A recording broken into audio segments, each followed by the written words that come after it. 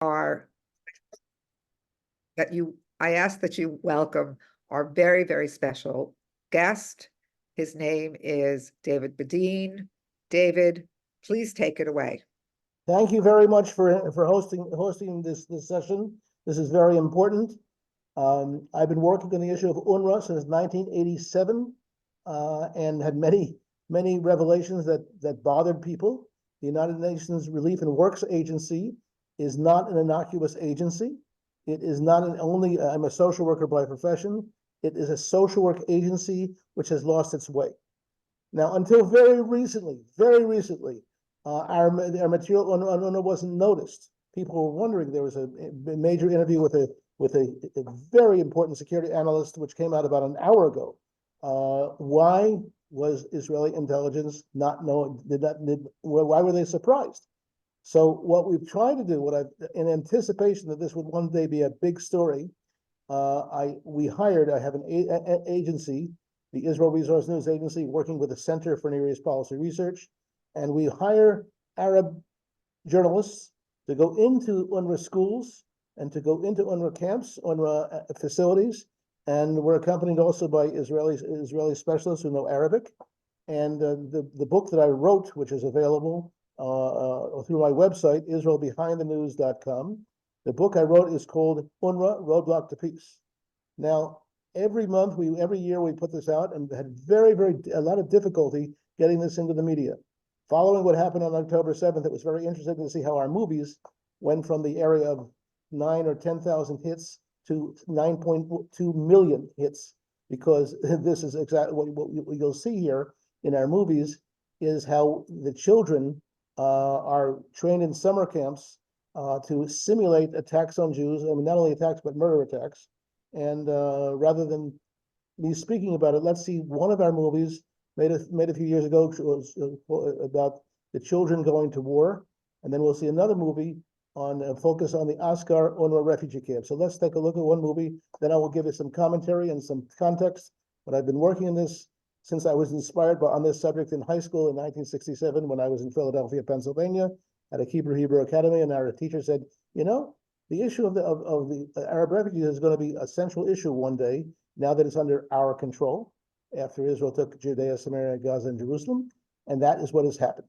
So let's take a look at one of the movies we made, and then I'll break to give you some historical context. Thank you. Let's play that movie, please. Children's Army of Hamas.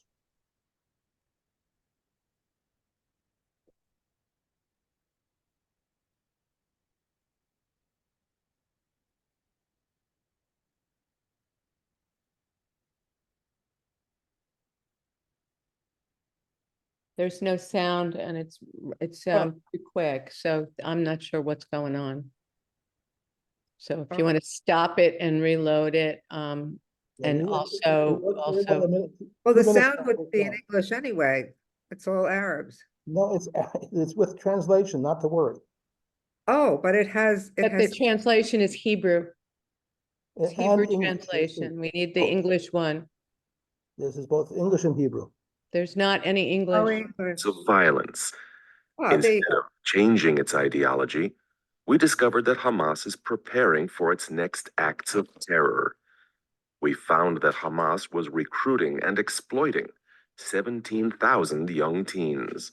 Drafted from UNRWA by Hamas, the teens attend war games where they learn how to use lethal weapons.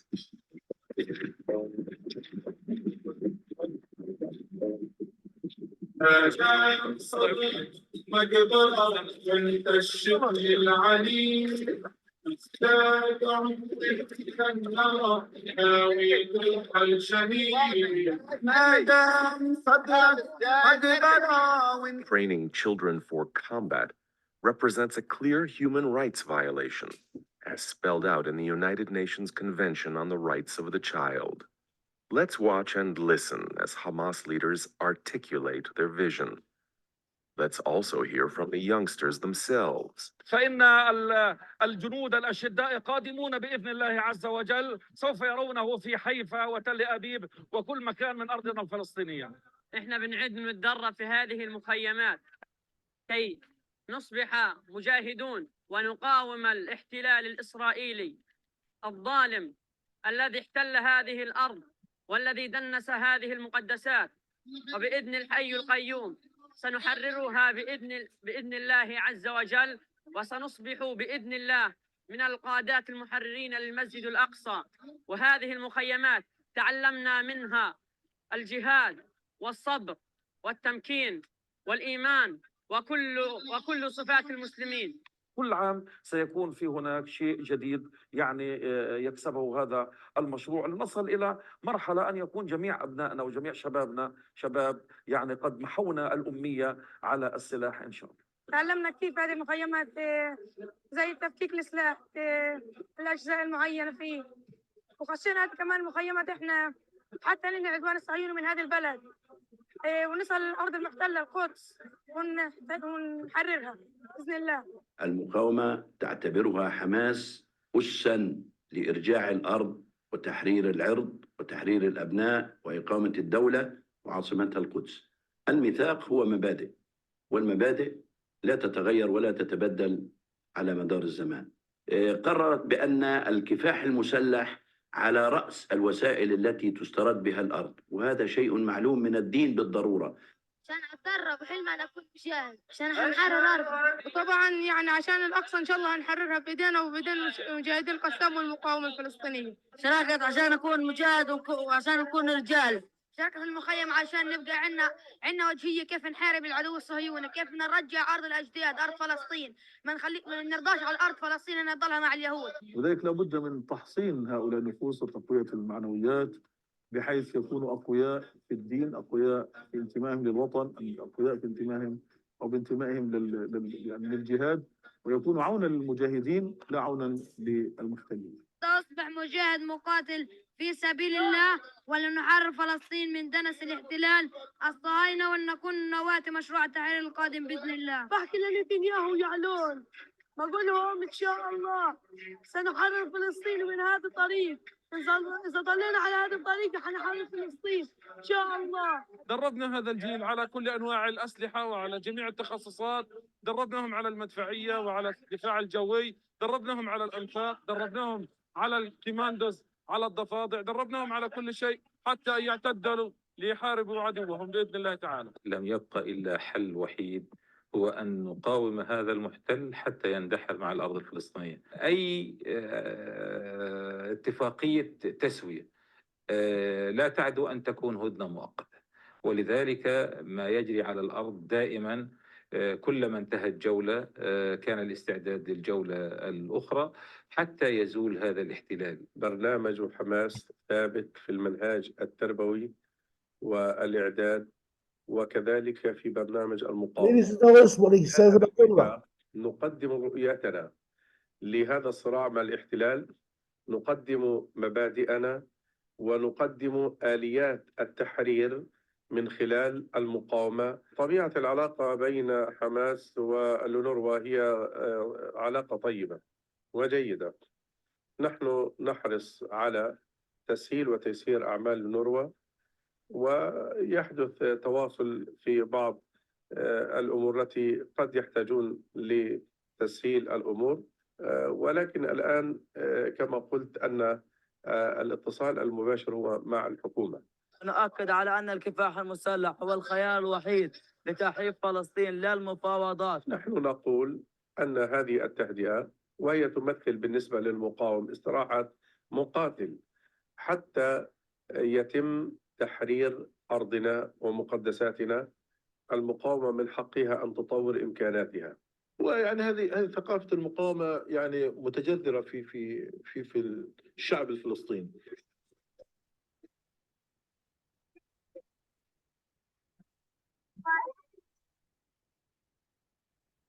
At the end of the children's war games, Hamas held a rally to celebrate. Let's hear their call to arms. هذا هو الجيل الذي يتأهل للتحرير وللنصر وللعودة وللاستقلال. يا ويلكم يا ويلكم يا بني صهيون من هذا الجيل الذي لا يعرف الضعف طريقا إلى قلبه، جيل الحجارة وجيل الصاروخ وجيل الأنفاق وجيل العمليات الاستشهادية. كما وأتقدم بخالص الشكر والامتنان لجميع من أشرف على تدريبنا في الميدان، حيث تعلمنا الكثير وفي عدة تخصصات، منها الرماية والقنص والدروع وغيرها من التخصصات.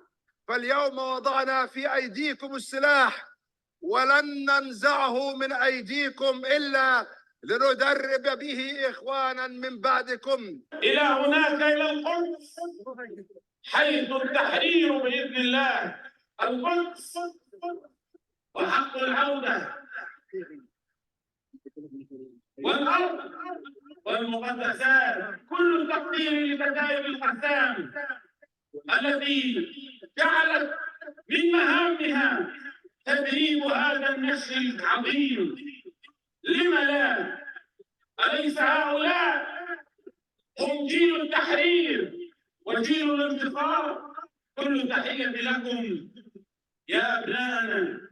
هذا الجيل الذي استهدف بالتدريب والعناية والرعاية في عمليات كشفية جهادية حركية على تدريب السلاح البسيط الخفيف، لنعدهم للمستقبل لكل النوائب التي يواجهنا بها عدونا الغاشم.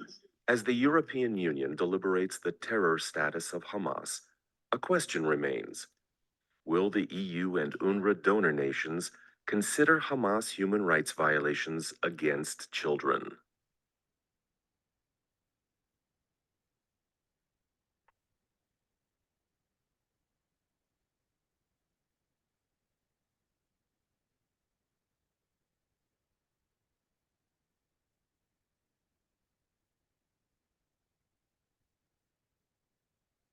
Well, that was pretty heavy.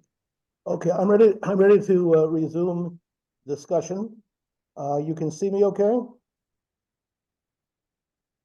Yes. Okay, very good. Anyway, this is one of 20 films, 20 movies that our agency made over the last 15 years. We were generally ignored, not only by the media, but by Israel in general. And the word went out from the Israeli government not to allow us to make these presentations for Jewish organizations abroad. Now there's some interest. They kept saying, oh, it's not good, it doesn't promote the truth, except for one thing. My only other option was to hire some children to promote peace while they were wearing uniforms, saying they were from UNRWA. What you just saw were the UNRWA workers at their best, in a sense. Now, UNRWA does not hide the fact that its 30,000 workers act as soldiers at war with the Jews. This is time to take into account the origins of UNRWA, initiated by the 1948 UN mediator, Folke Bernadotte, who first conceptualized the inalienable right to return to Palestine as a contra to the Jewish aspiration of the return to Zion.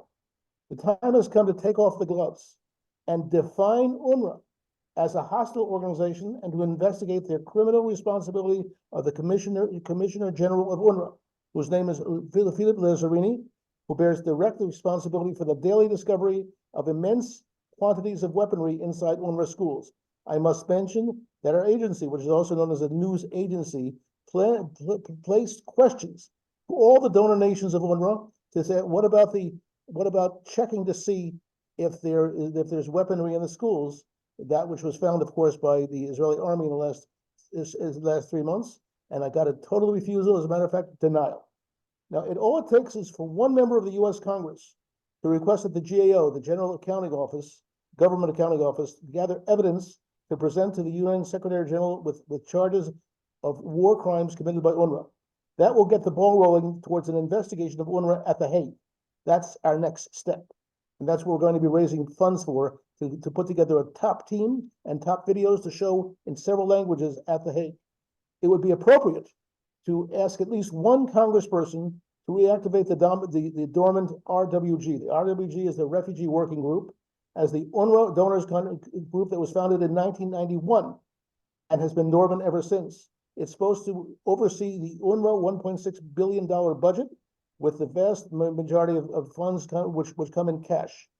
A revitalized RWG would investigate the transparency of $1.6 billion of annual donations, which 68 countries and 30 organizations give to UNRWA, mostly in cash, and that UNRWA, to make sure that UNRWA will no longer use these funds for terrorist organizations that work inside UNRWA that you've just seen.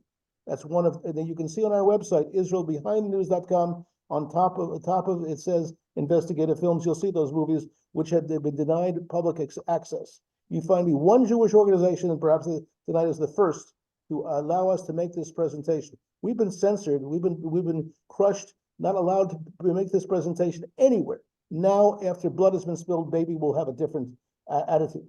The fact that the time has come to make sure that UNRWA employees associated with Hamas, Islamic Jihad, or Fatah, in accordance with the laws of the donor nations, will be forbidden any further activity inside UNRWA.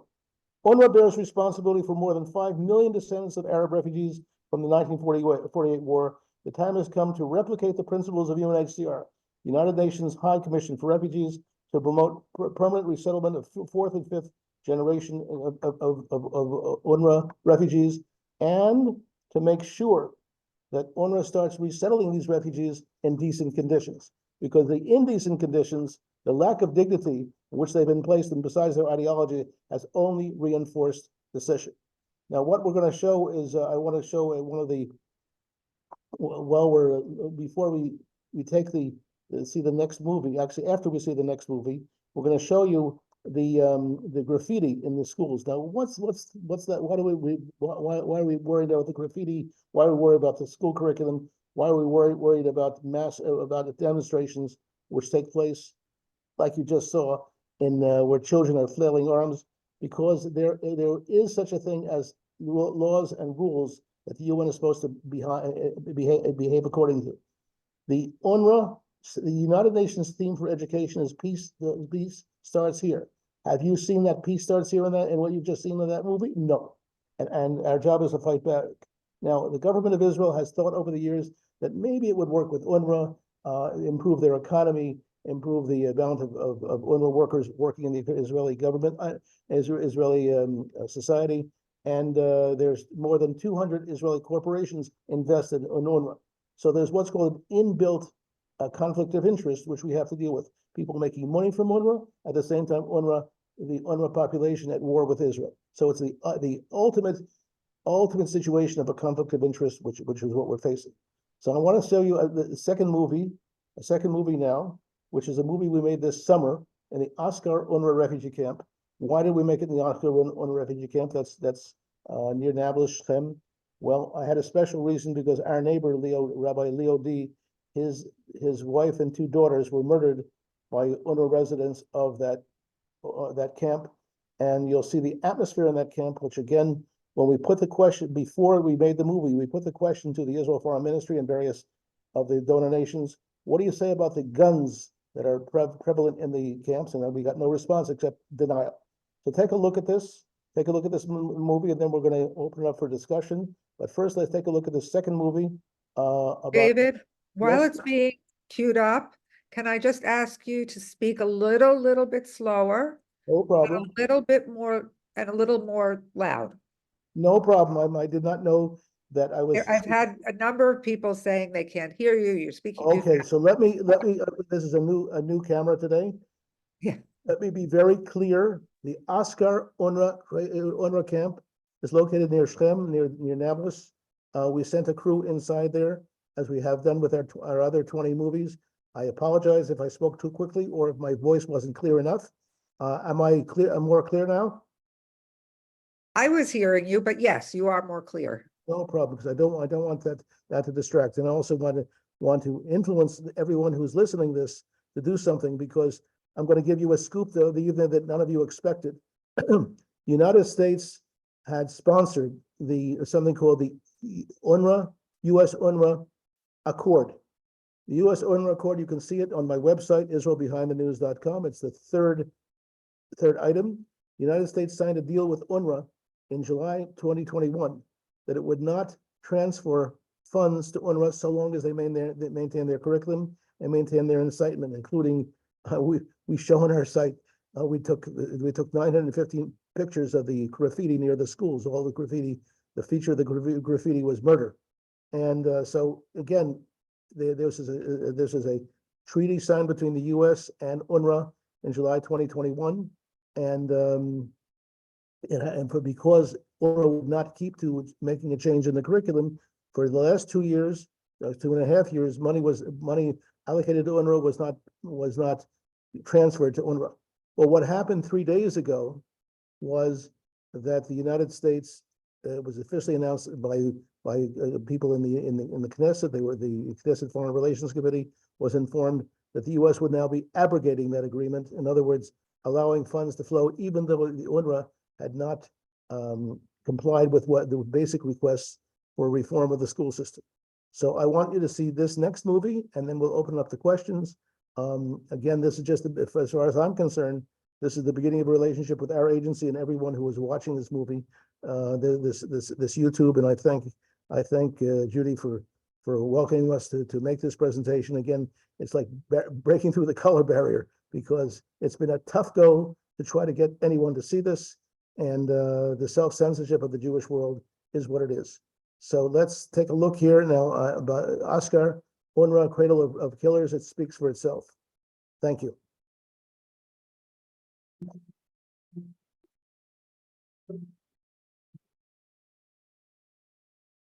The Asghar refugee camp, located on the outskirts of Nablus, is one of 19 Palestinian refugee camps in Judea and Samaria, controlled and maintained by UNRWA, the United Nations Relief and Works Agency, which benefits from a whopping budget of $1.6 billion, flowing from 67 donor countries and 33 international NGOs.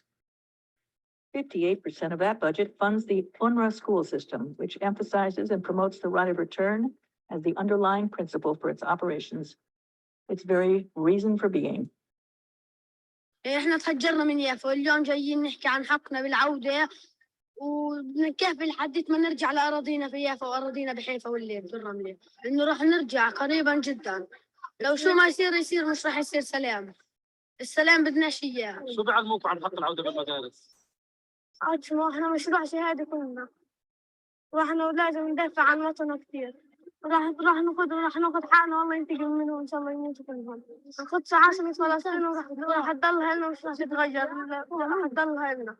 المستوطنين اللي فيها كلهم راح ينتخبوا. يا توتة الدار صبرك على الزمان انجام، لابد ما نعود مهما طول المشوار، يابا يابا يابا يابا يابا.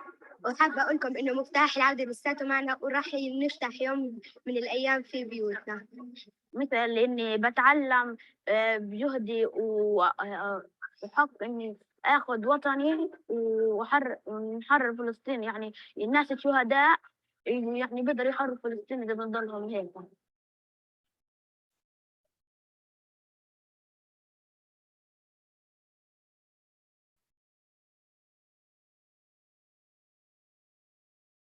أنا نور المسيمة، مديرة نادي أشبال العاصفة.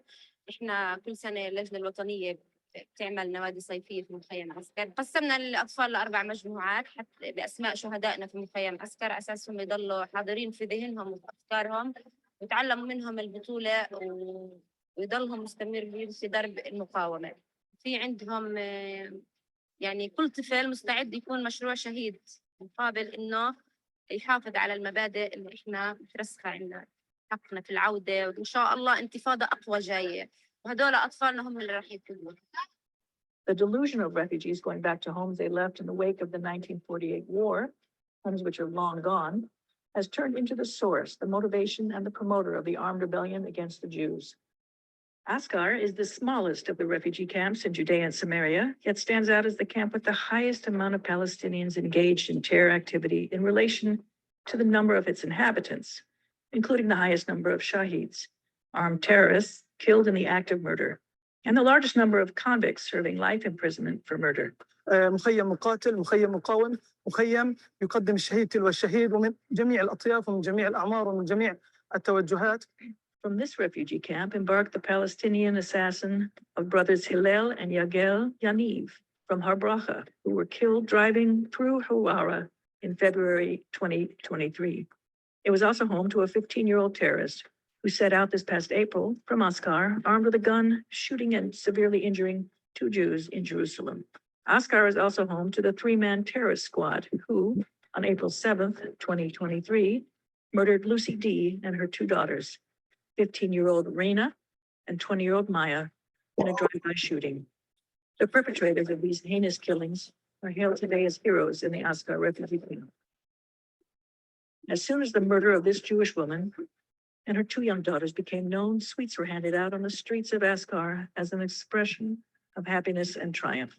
The funeral of Hassan Katanani, the terrorist who pulled the gun on the D family, grew into a huge rally of support, which consisted of everyone from the Ascar refugee camp as they celebrated the murder of Jews and the destruction of Israel.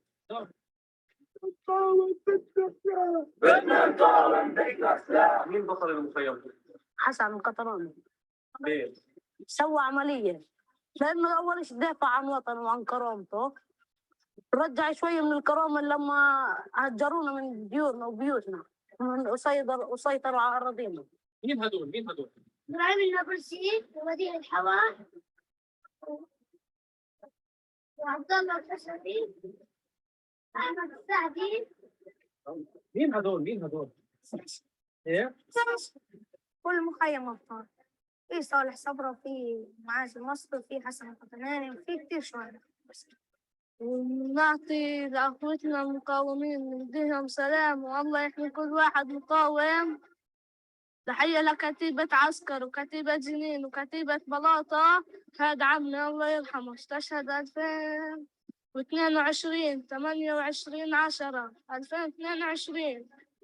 وين استشهد؟ كيف استشهد؟ عملية على حشيش حوارة. Posters with pictures of the killers were plastered in every corner of Oscar, while songs of praise for the murderers were composed in their honor. Oscar's UNRWA summer camps were even named for these murderers. صورة البطل إبراهيم النابلسي لأنه كان مش مطارد، كان يطارد. إني بحب إبراهيم لأنه يعني كان قدوة لكل شباب نابلس، كان قدوة لكل أطفال نابلس. صورة الشهيد البطل عبد الله الحصري أرعب كيان واسمه مدمر وأسير وجريح وشهيد. أنا حبيته عشان كان مقاوم ودافع عن وطنه. The family of Hassan Katanani was congratulated with pride and approval that their son had the honor to kill a Jewish woman and her 2 young daughters while driving in their car to meet family members during the Passover holiday. They expressed their hope and wish that the terrorist young children would go in the footsteps of their father and merit to become holy shahid, just like their blessed father. The terrorist mother expressed herself in her own way. احنا لازم نقتلهم في بلادنا، في عيالنا، في أظافرنا، ناكلهم بسناننا ناكلهم اليهود. هم أعدائنا بالأول والآخر اليهود. الله يكرمني وأربيهم الأولاد يطلعوا زي ما بده ربنا إن شاء الله. يكونوا من حفظة القرآن من الصالحين البارين إن شاء الله. مجاهدين في سبيل الله كمان. كنا بالنهاية على هالدرب يعني الجهاد واجب علينا.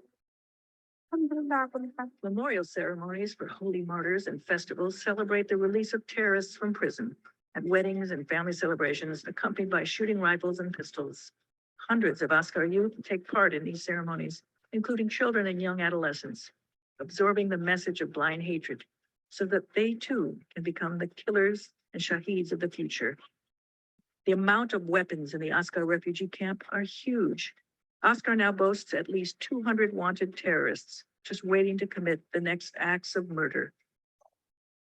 This is how the right of return, the reason for being of UNRWA, has become a source of lethal violence that surpasses the organization's hollow slogans for peace. The time has come for donor nations to think again about blind support for UNRWA.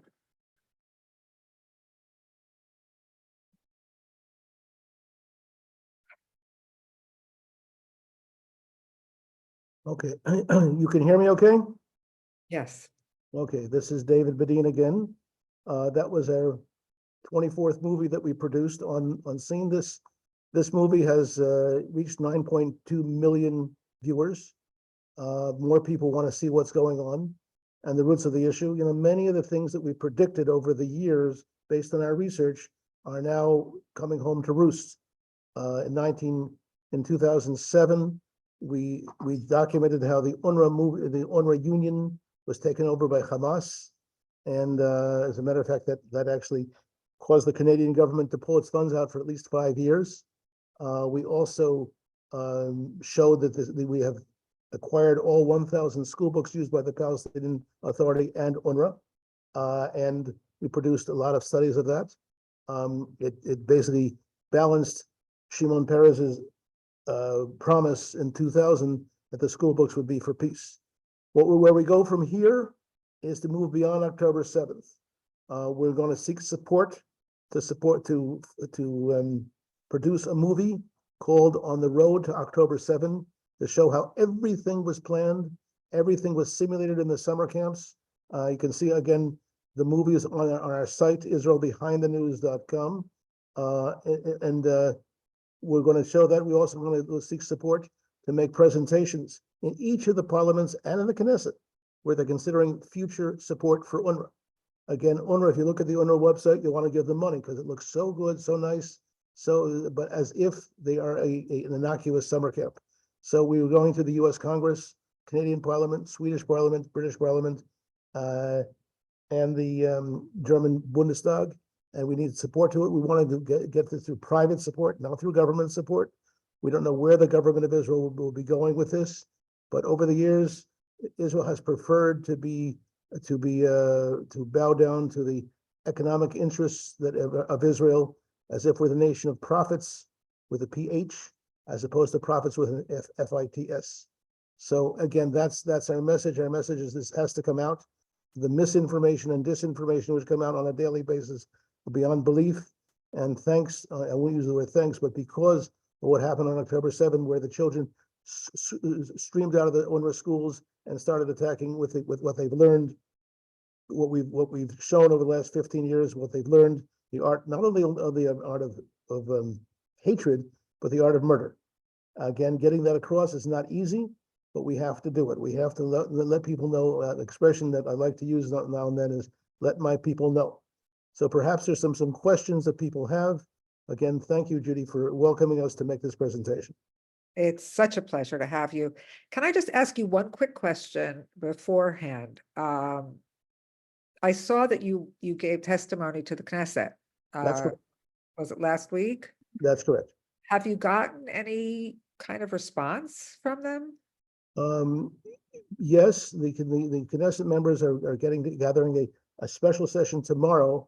The same committee that had looked at UNRWA tomorrow is going to be looking at the incitement, and one of our colleagues has shown how the Israeli Arab sector, 20% of Israel is Arab, that the Israeli Arabs are being now brainwashed with Palestine Liberation Organization, PA, school teachers who are teaching them this kind of message.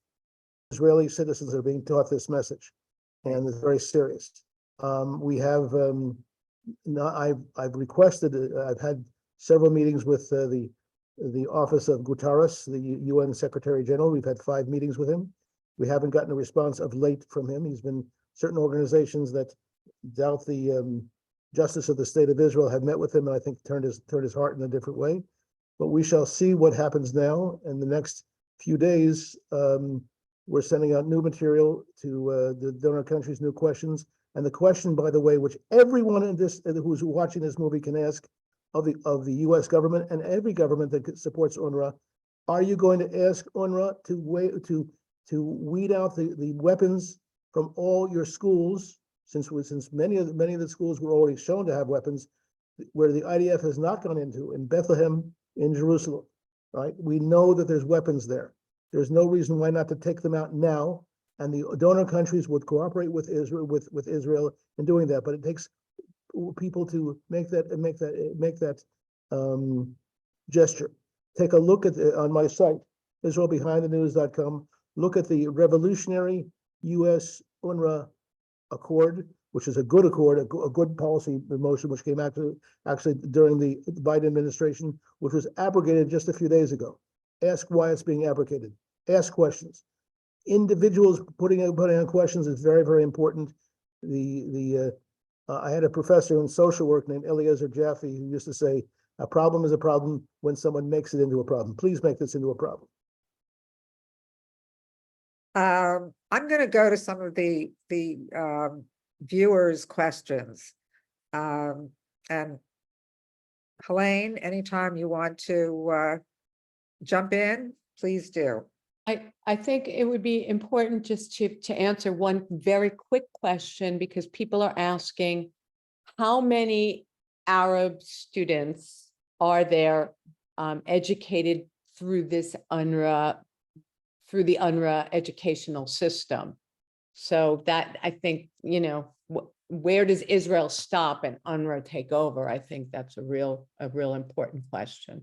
I do not have, I want to be very honest. I don't want to make up figures. I do not have the figures in front of me. I will be happy to, it'll take me 1 hour to get the figures from my research, not a problem.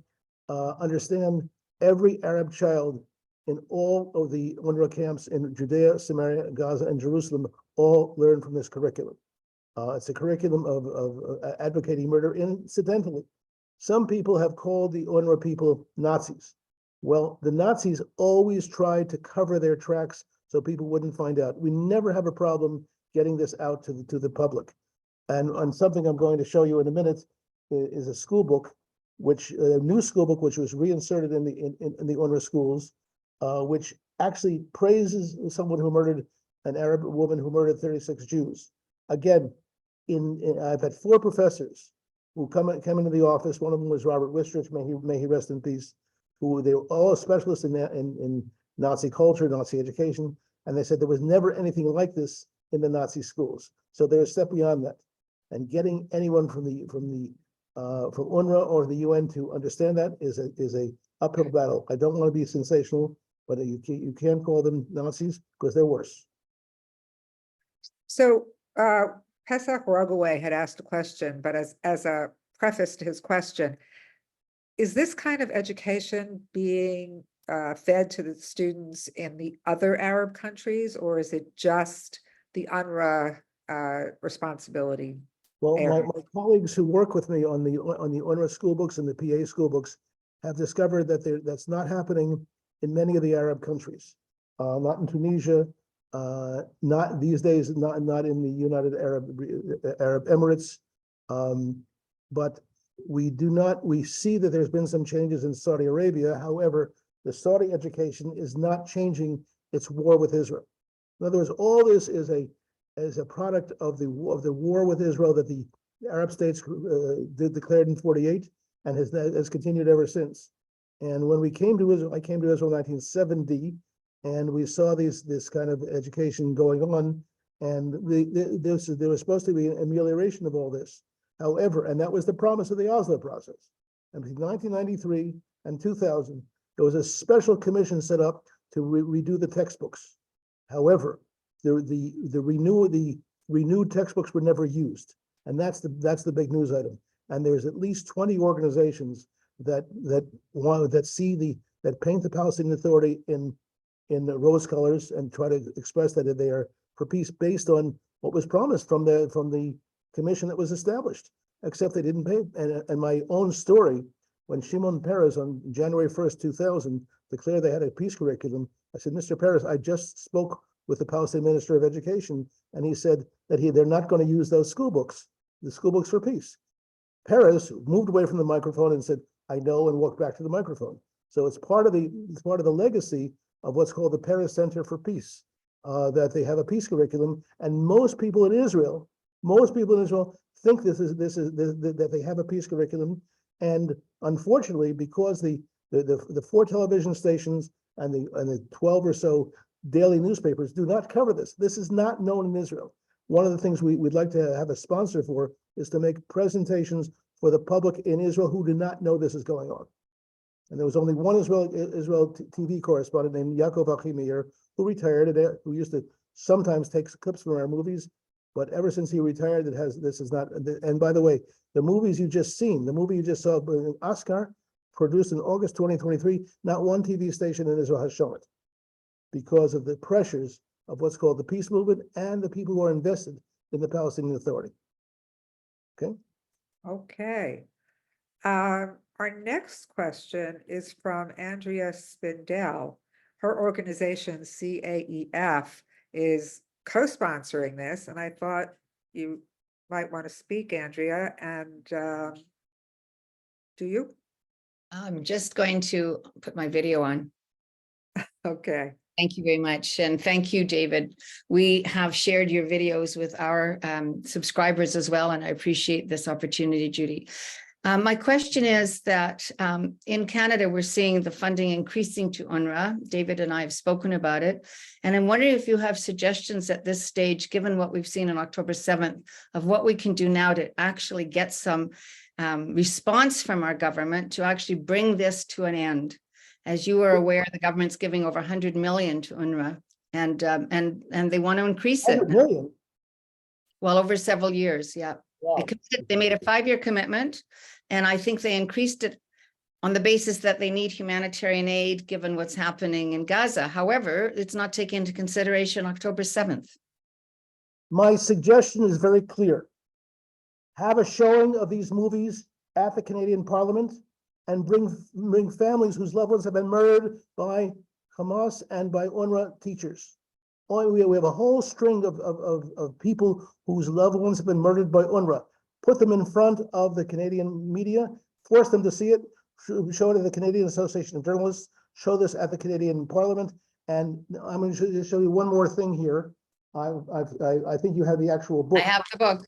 Okay, well, this book here is very important because Yes. this was inserted into the curriculum after the head of the UN asked them to take it out, a whole curriculum on Gadal al-Mughrabi, who murdered 36 Jews in the coastal attack in 1978. Now, what's important here is on the back of this book, as opposed to what you have, it says 2023. Yeah, I have that. Yeah. Okay, so you have the reissued book.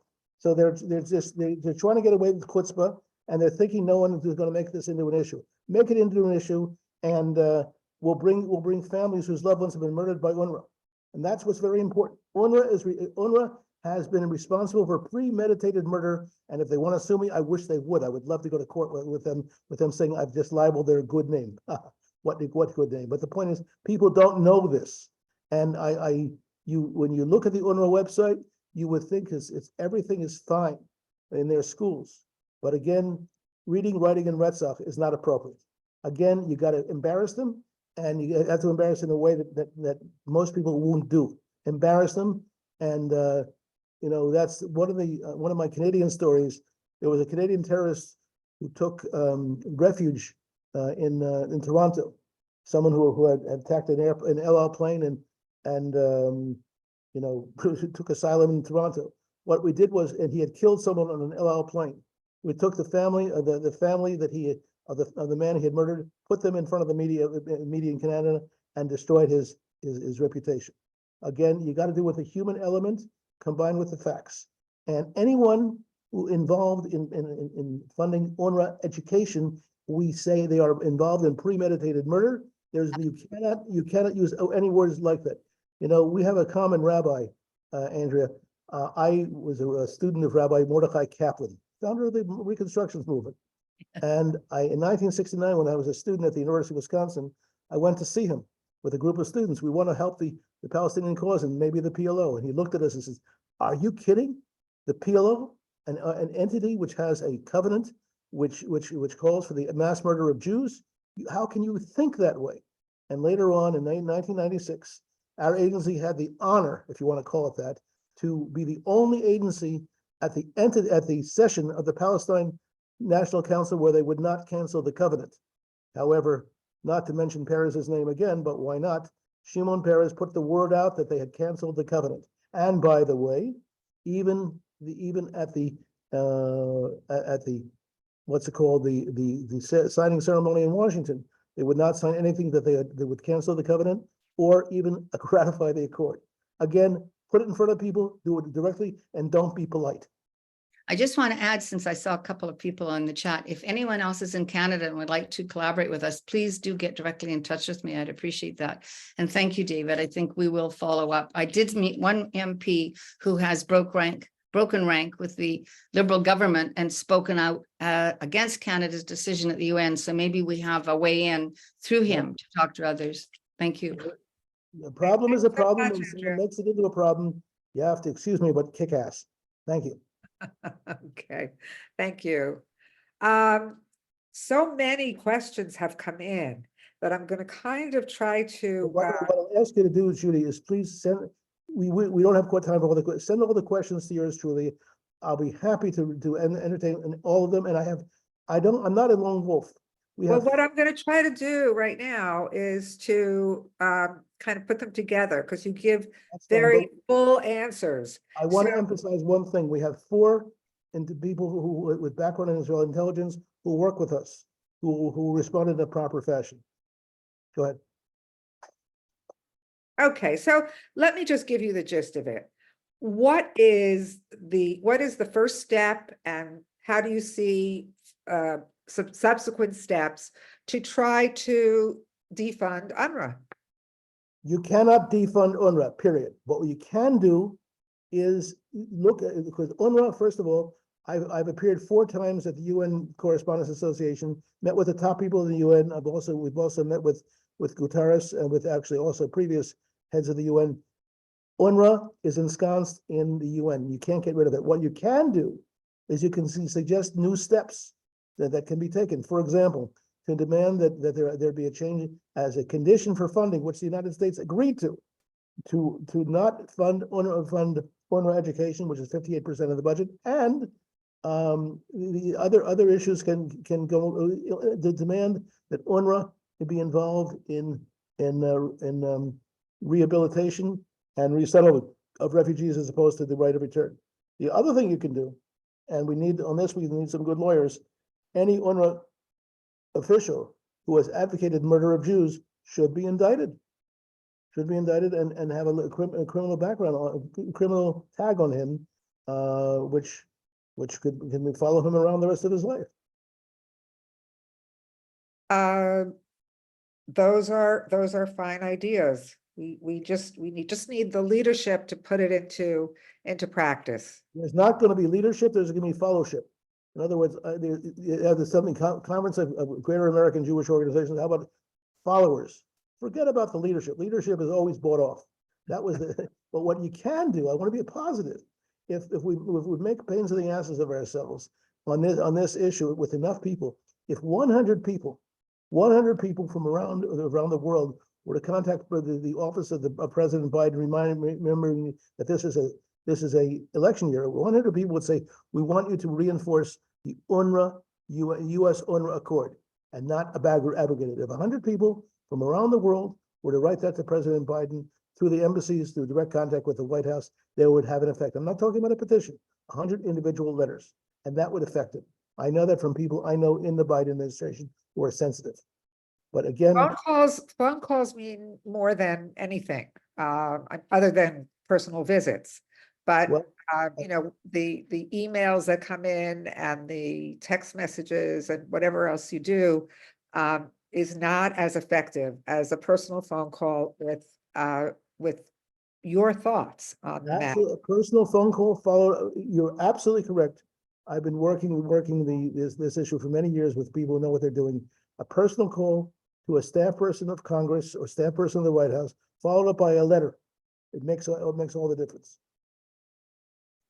Okay, so that's how we get to them. We are now with 3 minutes left. I know, David, that you have enough information in your vast stores to keep us here for a couple more hours. But since we have 3 more minutes, I just really want to thank you. I want to assure you and everybody else in the audience that you will get a link to the videos, and you will get a link to David's organization if you are so moved to make a contribution to his organization. It's a highly active, and you can see how important. The young Arab children who are being taught this way can't possibly be, this can't be unlearned. You know, it's like this young generation is ruined. But we have to work and think about the next generation that's coming. Let me be a little encouraging, please. We check with American law and what the Americans and the Brits and the Russians learned from denazification. The first thing they did was to get rid of the teachers. And there's no reason why there can't be a demand to fire all teachers who have been teaching this curriculum. And Well, that especially since they're mostly UNRWA. of denazification. I will be writing this to each of you, and thank you all for participating in this program today. And thank you, Judy, for welcoming us to express a view that has been crushed. But there's no reason why we can't look ahead. Okay, so first they come for the teachers. Yes. I have a little bit of a special program for people who want to stay on after this official meeting is over. My brother Ken, who many of you have met and some of you have seen on our AFC Talks programs, is in Israel now. He's been volunteering and seeing people, meeting people. Ken talks to everybody, and he'll be staying on to answer questions that anybody has regarding, you know, what is the view from the ground in Israel. So we say, David, you're welcome to stay, but you know the view from the ground. Have a great evening, and may your family that's in Gaza return home to you soon and well. And you know, I'm just, you know that our thoughts and our prayers are with you. Thank you. Thank you so much. So I am now going to end the meeting as far as the recording.